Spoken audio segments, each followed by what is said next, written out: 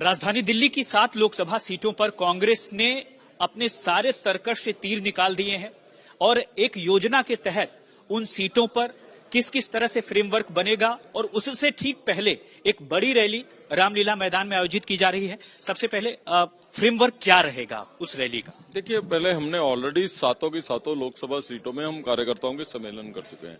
अब दिल्ली लेवल पे कार्यकर्ताओं का सम्मेलन हम गीता कॉलोनी रामलीला मैदान में 3 तारीख को सुबह 11 बजे कर रहे हैं, जिसको हमारे राष्ट्रीय अध्यक्ष मल्लिकार्जुन खड़गे साहब संबोधित करेंगे। उस रैली का नाम हमने न्याय संकल्प सम्मेलन रखा है। न्याय संकल्प सम्मेलन इसलिए रखा है कि जिस तरीके से लोकतंत्र को कल चंडीगढ़ में तार किया गया है, दुनिया का सबसे बड़ा लोकतंत्र पूरी दुनिया के सामने अब मजाक का पात्र बन गया है। तो उस दिन हमारे कार्यकर्ता न केवल लोकसभा चुनाव की तैयारी के लिए संकल्प लेंगे, बल्कि इस बात का भी संकल्प लेंगे कि हिंदुस्तान के लोकतंत्र को बचाने के लिए, न्याय दिलाने के लिए, हिंदुस्तान के लोगों को न्याय दिलाने के लिए हम संकल्प लेके जो है सड़कों के ऊपर उतरेंगे।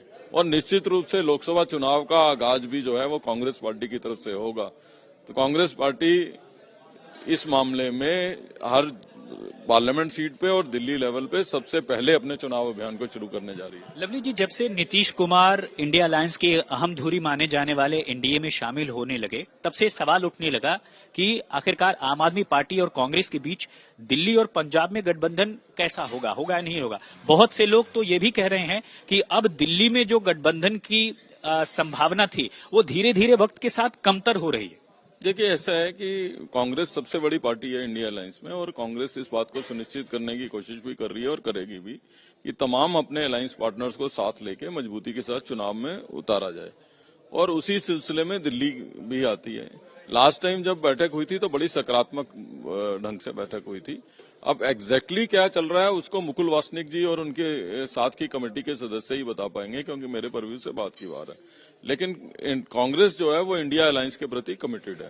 अच्छा, ये कहा जा रहा है कि भरूच में पूर्व नेता अहमद पटेल की बेटी भी लड़ने की कोशिश करेंगी, लेकिन आम आदमी पार्टी ने तो पहले ही वहां सीटें निर्धारित कर दी हैं, तो फिर ये कैसे चलेगा? देखिए, ऐसा है कि इसमें कोई दो राय नहीं कि अहमद पटेल जी हमारे पार्टी के बड़े लीडर थे और उनकी बिटिया वहां पे मेहनत भी कर रही है। लेकिन ये सब तमाम चीजें हमारी कांग्रेस हाईकमान और वो कमेटी तय करेगी।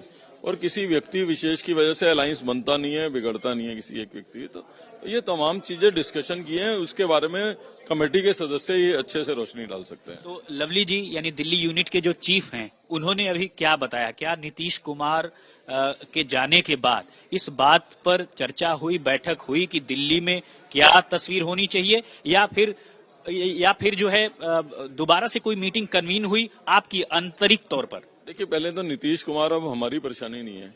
अब बीजेपी के सामने चैलेंज है कि क्या उनको लोकसभा इलेक्शन तक अपने साथ रोक पाएंगी। तो अब तो चैलेंज बीजेपी के लिए है कि उनको अपने साथ रोक पाएंगे कि नहीं रोक पाएंगे। पहले चैलेंज हमारे लिए था, तो इसलिए अब वो तो उनकी परेशानी है।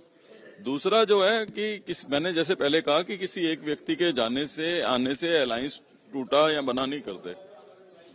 कांग्रेस की कोशिश है कि तमाम अलायंस पार्टनर्स को एकजुटता के साथ आगे लेके मजबूती के साथ लोकसभा का चुनाव लड़ा जाए। लेकिन आप ये मानते हैं कि अभी तक दिल्ली और खासकर आम आदमी पार्टी की जो स्थिति है दिल्ली में, उसको लेकर के जरूर कंसिडरेशन एक बार फिर होगा?